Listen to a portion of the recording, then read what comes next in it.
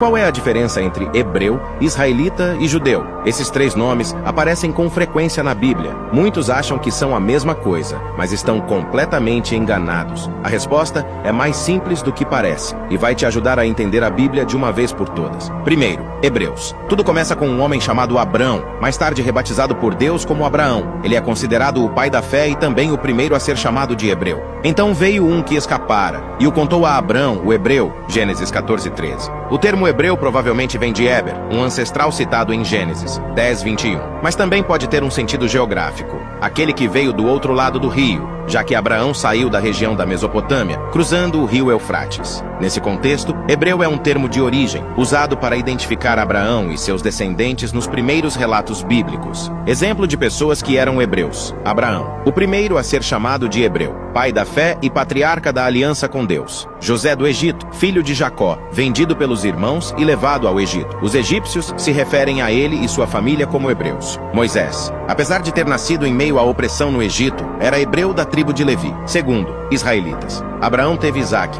Isaque teve Jacó, e Jacó, depois de um encontro marcante com Deus, recebeu um novo nome, Israel. Você não se chamará mais Jacó, mas Israel. Gênesis 32:28. Jacó, Israel, teve 12 filhos. Esses filhos se tornaram os patriarcas das 12 tribos de Israel. A partir desse ponto, os descendentes passaram a ser chamados de israelitas. Esse termo se refere ao povo que formou a nação de Israel, especialmente a partir do Êxodo, passando pela conquista de Canaã e o período dos reis como Saul, Davi e Salomão. O nome israelita, portanto, está ligado à formação do povo e da nação. Exemplo de israelitas: Josué, israelita da tribo de Efraim, sucessor de Moisés na liderança do povo. Davi, israelita da tribo de Judá, ungido rei de Israel, antepassado de Jesus. Elias, profeta israelita do reino do norte, combateu a idolatria de Baal. Terceiro, judeus. Depois da morte de Salomão, o reino se dividiu. Ao norte, o reino de Israel com 10 tribos. Ao sul, o reino de Judá, formado pelas tribos de Judá, Benjamim e parte dos levitas. Com o tempo, o reino do norte foi conquistado e seu povo disperso. Os sobreviventes do reino do sul, Judá, foram os que permaneceram. A partir daí, o termo judeu passou a ser usado para se referir a esses habitantes de Judá.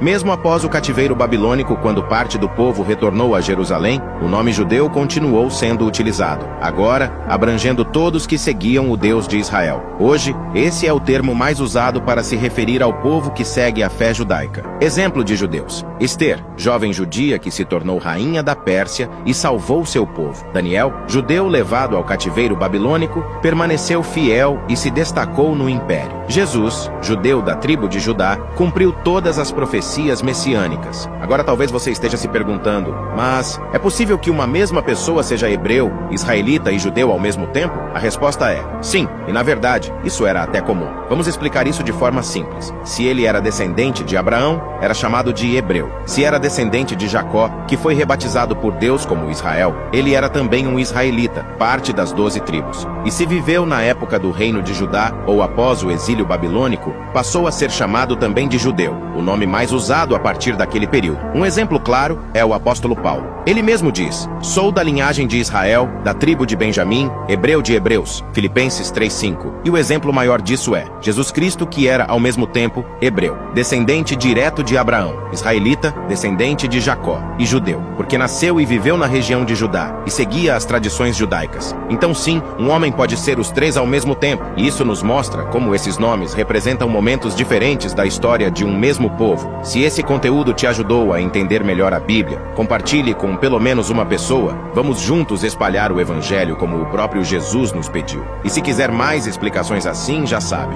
curta, siga e ative as notificações, porque aqui a Bíblia é explicada de um jeito que todo mundo entende. Não se esqueça de seguir nosso perfil. Deus te abençoe.